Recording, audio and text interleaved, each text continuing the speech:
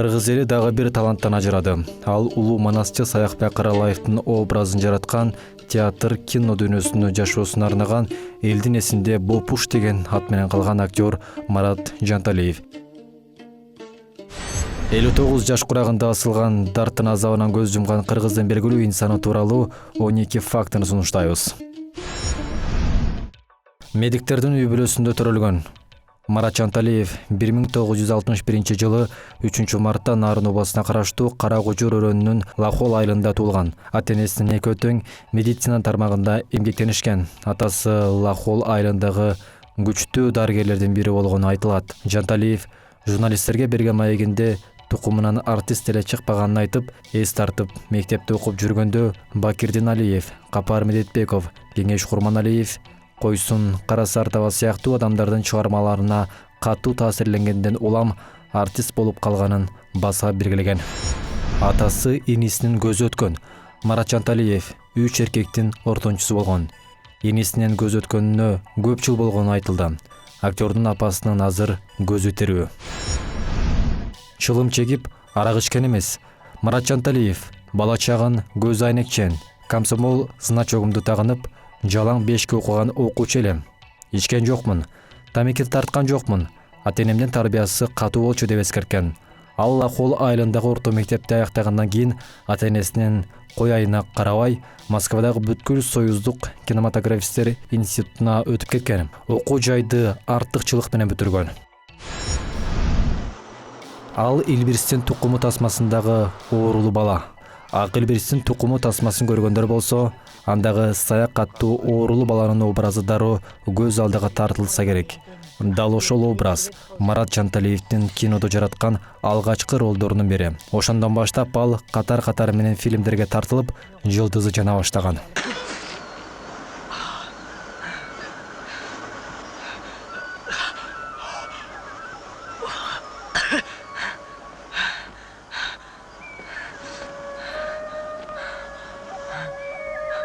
Nereden ya?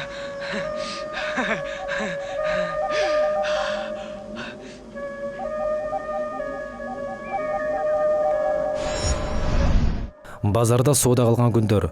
Марат Жанталиев буга чейин берген маектеринде 90-жылдардагы калчылык заманда үй бүлөсү абдан кыйналганын айткан. Мындан улам актер жубайы менен базарга чыгып, жарма сатып жан баккан. Жубайым экөөбүз бирөөдөн спорттук кийимдерди алып, сумдун алдына жайып алып сата баштадык. Мен ары бери басып, ошол жерде жүрөм. Келинчегим сатуучу болуп жүрөт. Бирок экөөбүз тең соодага жок экенбиз.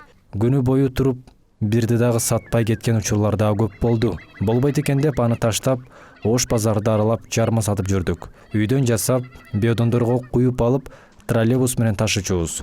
Базарда соода кылып отургандарды аралап, жарма деп кыйкырып сатабыз. Бул да колубуздан келбеди. Аялым жасагандан, мен саткандан тажадым. Бала чака багыш керек эле. Иштебесем болбойт. Же башка жумуш жок деп айткан эле. Жаштар театрында 20 жылдан ашык эмгектенген. Жанталиев Бакен Кыдыкеев атындагы жаш көрүүчүлөр театрына 1992 жылы кирген. Ошол учурдан өмүрү өткөнчө жашоосунун талантын дал ошол театрга арнаган. Жаштар театрынын сахнасында Найман эне спектаклинде, Жуламан, Талант жана тагдыр спектаклинде, Казак режиссеру, Үч кемпир спектаклинде, Акиш кемпир, Көчкү спектаклинде карыя сындуу бир нече таасирдүү образдарды жараткан. Кантип Бопуш болуп калды. Марат Жанталиев коомчулукка Бопуш деген лакап ат менен таанылган. Чыгармачылыктагы Түгөйүз Сакиш, Экөө мурда Кер какшык деген концертте Марбажиевдин сатираларын ойноп чыгышкан. Анда Бопуш, Сакиш, Какиш жана башка аттар бар эле. Ошондон баштап Бопуш менен Сакиш эл аралап концерт коюп, сатира дүйнөсүнө аралашкан. Бомуш. Каке Жанталиев жараткан образдар. Актер ар бир тасмада берилген ролду ийине жеткире аткарганын анын образынан эле көрүнүп турат. Алсак, президент жана Бомуш тасмасында Бомуштун ролу Чиркин өмүр кыргыз сериалында өтүкчү Какенин образы, ошондой эле ал Мосфильм студиясы тарткан Очарованный странник тасмасында жылкычынын образын жараткан. мындан башка дагы бир топ тасманын көркүн ача алган.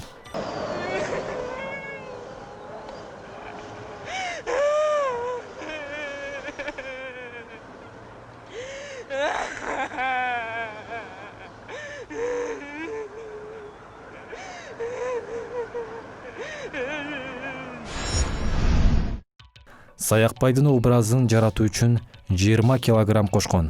Актердун тасмада жараткан акыркы жана көрүнүктүү ролдорунун бири Манасчы Саякбай Каралаевдин образы.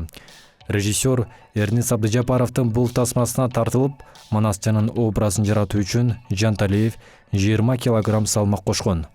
Атайын салмак кошоюн деп, камыр тамактарды жеп, аз кыймылдагам деп айтканы бар. Ал тасма тартылып жатканда 90 килограммга чейин салмак кошконун, мунун айынан салмагын көтөрө албай, тизеси ооруганындагы маек берип жатып кошумчалаган эле. Үй бүлөсү.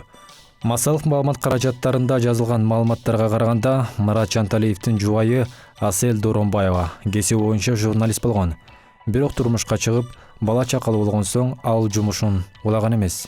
Кийин ал бала бакчада тарбиячы болуп иштеп жатканын айткан. Жубайлардын ортосунда бир уул, 2 кызы бар. Жанталиевдин уулу баласы үйлөнүп, ата-энесин неберелүү кылган. Балдарынын баары мектепти аяктаган. Көп көтөргөн наам. Марат Жанталиев Кыргыз Республикасынын эмгек сиңерген артисти деген наамды кечээ жакында эле алды. Ага чейин Жаштар театрынын жамааты аны 20 жыл мурда эле наамга көрсөткөн. Бирок кандайдыр бир себептер менен ала албай жүргөн. Ортодо 5 жыл мораторий киргизилип, кийин чогуу иштегендери документтерин улам алып барып жатып, акыры Жанталиев Кыргыз Республикасынын эмгек сиңерген артисти деген наам 2018-жылы ыйгарылган. Мындан сырткары, ал Муратбек Рыскулов атындагы эл аралык сыйлыктын жана Саитбек Жумадулов атындагы театралдык сыйлыктын лауреаты болгон. Ооруп жүргөн. Жакын саналаштардын айтымында, актердун боору, бөйрөгү ооруп жүргөн.